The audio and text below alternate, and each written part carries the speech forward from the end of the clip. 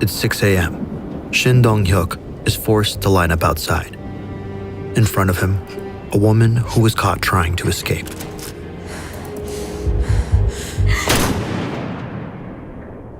He has seen this exact moment close to 100 times. Shin was born inside this prison, and his crime means he'll never leave. But today, he'll try. Nobody has ever done it successfully before. If he gets caught, it means death. This is inside North Korea's Camp 14, through the first-hand experience of Shin Dong-hyuk. "Get moving," says the guard. Shin obeys. He moves quickly with his head down, no hesitation. As long as he can remember, he's worked 16-hour days, 7 days of the week. Today, Shin's collecting firewood. In 20 years, he's only visited this station once before. The perfect place to escape. But the site is heavily guarded, and he only has a short time to plan. In the morning, Shin must identify the security weaknesses. Then, at midday, steal any items he needs for the escape. And in the evening, when nobody's looking, break free. Shin arrives at the firewood station. He starts hacking at a tree. Blending in is essential. If a guard sees him studying the area, it's suspicious. He will be beaten and tortured. But it's not just the guards that pose a threat. The prisoners' empty stomachs mean snitching for food happens daily. Shin pauses. In the corner of his eye, he sees the fence. He moves to a tree that's closer, 10 feet high.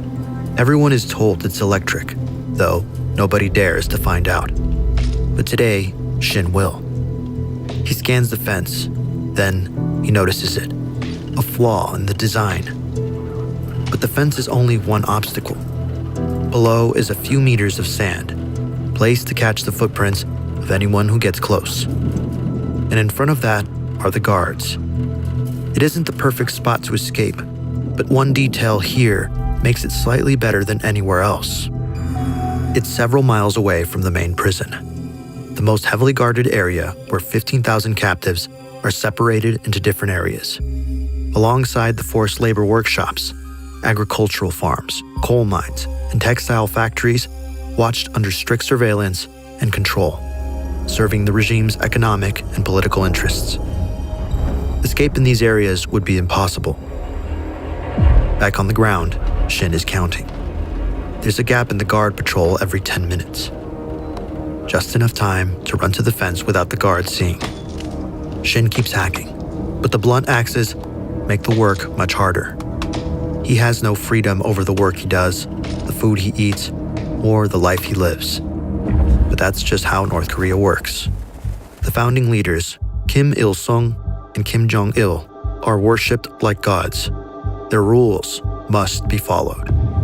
Shin is in one of the 4 camps confirmed active, holding 100,000 prisoners in total. Some aim to re-educate prisoners. Release is possible. But Shin is not so lucky. This camp is the most brutal of them all. Its goal is to punish wrong thinkers by erasing their entire bloodline. He has 2 options: work to death or escape. Shin glances around to be sure no one noticed him tracking the last guard patrol. But someone has. One prisoner is looking directly at him. His name is Park. They first met while working in the camp's textile factory. Shin was ordered to teach Park how to fix the machines. Here, hundreds of women are forced to sew military uniforms. It was this moment where Park told him about the luxuries of the outside world. Cities with lights, meals with flavor, people who don't beat you within an inch of your life. Park's stories have given Shin a new hope, that there is a better life. Park staring back is not a problem, it's confirmation. They plan to escape together. He has one thing Shin doesn't: connections to the outside world. I know how we can get past the fence, but it needs to be in one very specific place, says Shin. How will we survive the cold? Responds Park. Shin smiles. I have an idea for that. Shin has no family to protect him here.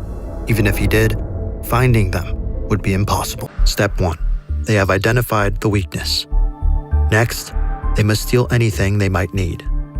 Then, in the cover of darkness, that is when the real escape begins. As Shin swings his axe, he hears a loud whistle. It's lunchtime. They start walking back to the main area of camp. Shin only has a short time to steal an item to protect them from the cold. This won't be easy. Suddenly, something sharp hits the back of his head. He feels a warm trickle down his neck and turns. One of the guard's children is laughing at him. Since childhood, Shin has been treated more like an animal than a human. So have the other prisoners. Their blood is cursed and pure. A rock is the least he deserves. Or so, that's what the country is brainwashed to believe. Shin enters the canteen hall. It smells like boiled radish and iron. With only 2 hours of electricity each day, the room is dark. Shin takes his place in line.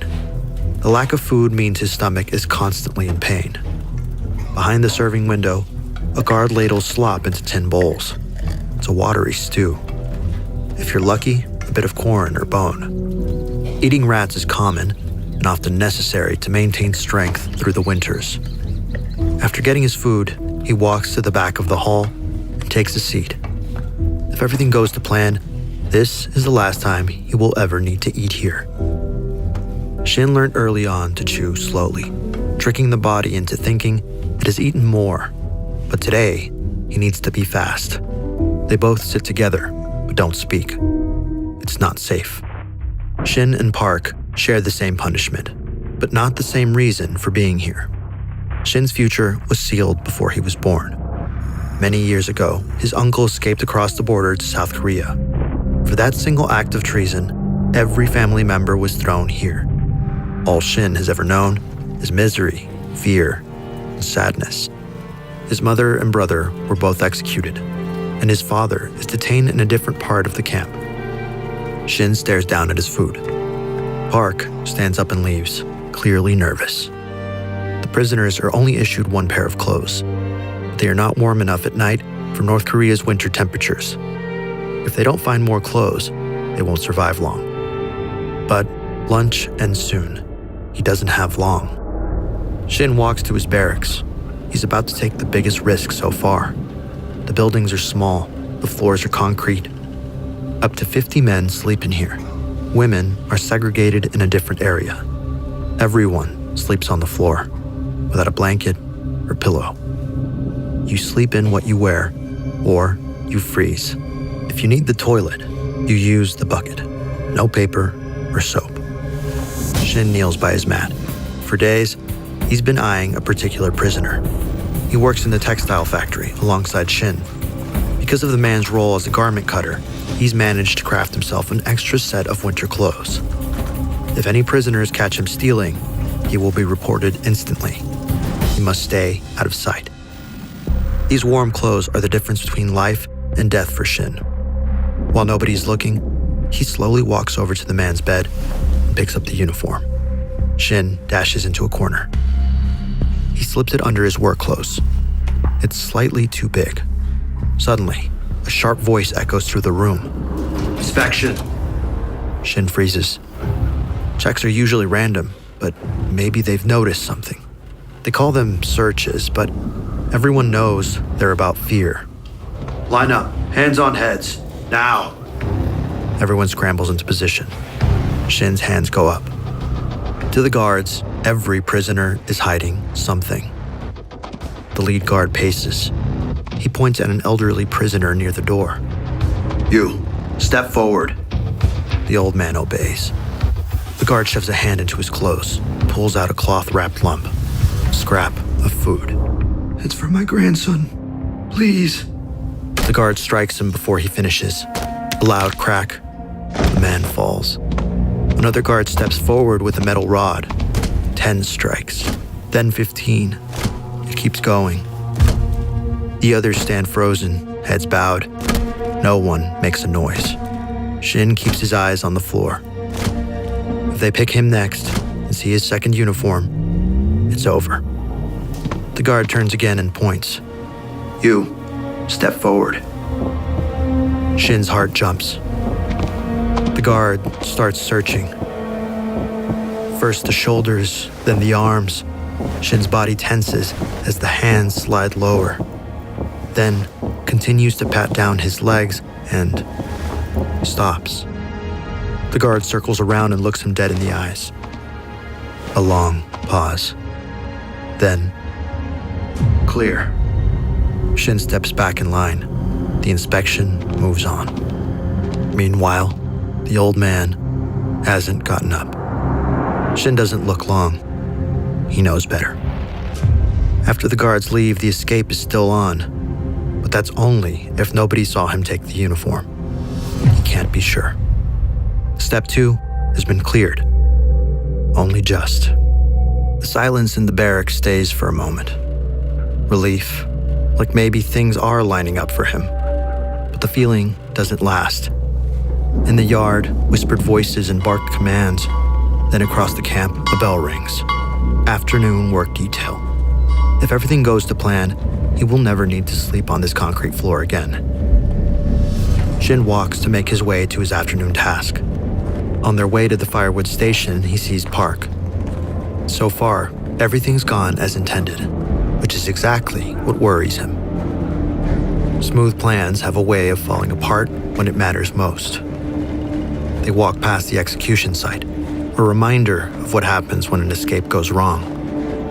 Shin thinks about Park, the man who in his eyes had it all. He was the chief of a Taekwondo training center in Pyongyang, but everything changed after he lost this job. Unemployed, he traveled up north with his wife and illegally crossed the border into China, thinking North Korea would not notice. After a year, Park decided to return for an election back in the capital, fearing that if he didn't vote, it would be clear he fled the country. While arriving at the border, North Korean authorities detained Park and his family. He claimed he was just visiting relatives in China and returning to vote, but he left unofficially, so they didn't believe him. Accused of spying and converting to Christianity, Park, along with his wife and baby son, were sentenced to life inside Camp 14. He hasn't seen either of them since. Ahead, half buried on the side of a hill, sits a small concrete structure. No windows. Most prisoners look away. Guards never mention it. The underground prison. This is where Shin was tortured and kept for months. Every prisoner's nightmare. It has bare concrete walls, no windows or ventilation. The light is dim, with various objects placed around the room for torture. He picks up his pace. Here, the snow is thicker. The mountain looms above. The trees are bare. The foreman shouts orders. He is a prisoner too, unarmed, assigned to keep the others working. But he will be quick to catch any suspicious movement. He will be severely punished for an escape on his watch. A few men are already at work, swinging axes into the frozen branches and stacking the firewood. Shin and Park join them. They don't speak. They can't. But they're observing. When the light starts to fade, they will make a move to reduce the chance of detection. It's already cold, and with each hour, it only grows worse. Shin hacks at the branch in front of him. Park is a few paces away, stacking wood with another prisoner. He glances at Shin just once, then back to work. To anyone watching, they look the same as the rest. Cold, tired, obedient. But underneath, the tension is mounting. A pair of guards walk along the inner perimeter of the fence, and then disappear. Shin slows down just a bit. He must conserve his energy. They have a long night ahead. They don't have a signal, no set time, only a feeling. And it's coming. After a few more hours, the light is almost gone. Shin glances around for guards. Nothing. The last patrol has just passed. They have 10 minutes to make an escape. If they are too slow, they will be shot. They gradually move to the trees nearest the fence, both unaware of what's about to happen. Park crouches beside a log, his breath shallow. "I don't know if I can do this," he whispers. "Can't we wait?" Shin doesn't answer right away. He looks toward the fence, then back at the camp. "There won't be another chance," he says. "It's now." Park freezes, unable to move. Shin reaches down and grabs his arm. "Run!" They move fast. Each step takes them closer to the fence. As they near, Shin's foot hits a patch of ice. He slips and falls hard to his knees. Before he can get up, Park passes him. Shin knows the layout of the camp. They both agreed he should be the one leading. Park could now put them both into danger and jeopardize their entire escape. But it's too late. Park is committed, and nothing will stop him now. Shin watches as he starts to slide through the fence. He glances around, checking if anyone has seen. Nothing yet. But then, a sharp spark. Park jerks violently. Shin rushes closer. He calls Park, but there's no response. Shin pauses for a second. Park's weight on the wire has enlarged the gap. Shin looks back. The prisoners are staring. There is no turning back now. He presses himself flat, using Park's body as a shield. He doesn't look at Park's face. It's too painful. Then, his leg slips and makes contact with the live wire. Pain tears through his body, although his momentum carries him through. He has made it outside the camp. Shin has no time to celebrate. When the guards see Park's body, they will begin searching immediately, and the dogs will be on his trail. Shin tumbles down the hill through knee-deep snow. He drops to the ground behind a tree. The fabric is covered with blood. The human body is unpredictable when conducting electricity. In this case, Shin got extremely lucky. He has a third-degree burn to his leg, and the only person who ever spoke to him like he mattered is gone. Shin keeps moving downhill, gaining distance from the prison. He hides behind a tree, checks for lights, listens for dogs. Nothing. Yet. Shin keeps running. The first guards to the scene look at Park's body. Then, in the sand, 2 sets of footprints. They know. Inside the camp, an alert is raised. A commanding officer knocks on the guard barracks. "Prisoner has escaped," he shouts. Guards are sweeping the ridge, looking for a trail to start following. Shin only has a couple minutes advantage on the guards, and it's slipping away. After gaining more distance from the prison, Shin finds a farmer's shed half buried in the snow. He limps to the door and tries to open it. It's locked. Shin spots a broken axe. One swing and the lock gives way. Inside is hay, wood, a thick tarp. He needs at least something. And there, sitting near a stack of tools, he sees an old military uniform. Too big, but warm. He can't stay long. Every minute he stays still, the closer the guards become. But his body is exhausted and shutting down from the pain. He rests his eyes for a brief moment. Without knowing, Shin passes out. After around 3 weeks of hitching rides on illegal trucks and freight trains, Shin managed to make his way to the Chinese border. Eating food he has never seen, hearing music he'd never known. The country was still suffering from a famine. An old man that Shin met advised him to bribe the border guards, so that's exactly what he did. With no identification papers, the odds were against him. Wearing a military uniform he found in a farmer's shed, he posed as a soldier on leave to visit family in China. He handed over the cigarettes and food and was waved through. But his escape was not over. If he got caught in China, he would be classed as an illegal economic migrant and sent back. After a year of dodging Chinese authorities, he met a journalist who took him to the South Korean embassy. Shin was eventually granted safe passage to South Korea, where he lives now.